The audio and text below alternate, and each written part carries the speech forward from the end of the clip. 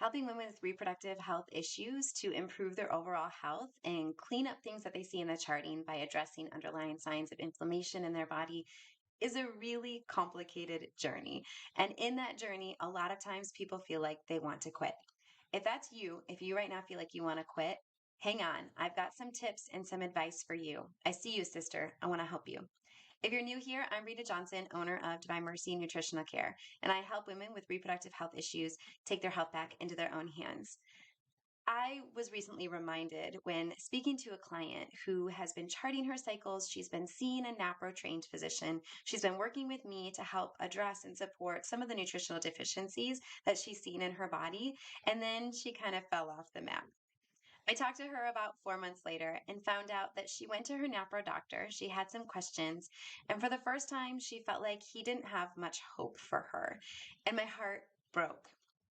But instead of being able to reach out and articulate it, she wanted to just be done and she needed to back away for a little bit. And sometimes this happens. And if you're in that season where you need to step away, then by all means, I encourage you to listen to that inner voice and say, enough's enough. Too much is too much. I need to step back. But if in this process, if you start to notice some of those levels of that starting to creep up on you, I want to offer you some tips and some words of advice that may help you be able to persevere despite this difficult season you've entered into. So one thing that's really helpful for a lot of my clients when we talk together, when they're starting to feel this season and they open up to me about it, is we need to remember to shift our paradigm. Although our fertility is a sign of our health, and we may do a lot of things to improve our fertility, we also really need to prioritize improving our health for our health's sake. Right? So it's not just about let me improve my health so my body can go through the monumental task of creating and carrying a baby to term and pregnancy, but we also need to think I have so much that the Lord has called me to in this life, whether that is through future children, whether that's through children I currently have, or whether that's through a mission that the Lord has put onto my heart, something that I'm called to love in this world that He has asked me to love like nobody else. Whatever that is for you, however that looks, if we are operating from a place of optimal health, we're going to be able to do what the Lord's calling us to do, to love who He has put in our lives to love with so much more abundance if our health is optimized.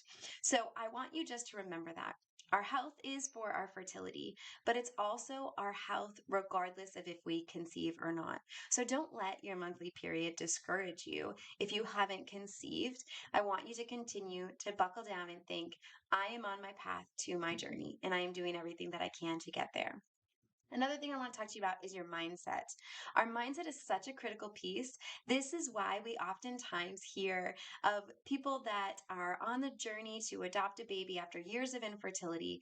They adopt a baby, they bring them home, and they find out they're pregnant. Right? It's like our body has been able to release that stress we've been holding on to by having this positive mindset of knowing that a baby's coming home to us, and then our body is able to do what it needs to do. As that stress is released, as our adrenals are able to calm back down, then we're able to embrace that design that the Lord has for us, and our body is able to create those sex hormones that it needs to be able to do exactly what we want it to do anyway. So I encourage you to listen to your mindset. What are those negative, toxic thoughts that you're telling yourselves all the time? This is really hard work, but as we dive into this, we're able to not only be able to see what are the negative things that we're saying to ourselves and clear that away by replacing that with a positive mental thought, but we're also able to hear that still, small, gentle voice of our Lord that is always kind, that is always sweet. This can be an overwhelming journey. There's lots of different pieces, and sometimes we need somebody outside of our own heads to be able to help us identify these things and move forward through them. That's why I do what I do. Also, if you're interested, get my free ebook, When is it Time to Break Up with Your Doctor? Sometimes our doctors are supportive of us going down these paths, and sometimes not. So where do we go next? What are some questions we can ask? That's why I wrote this ebook for you. The link is in the description of this video. If you enjoyed this video, I hope that you'll like and subscribe for more content from me.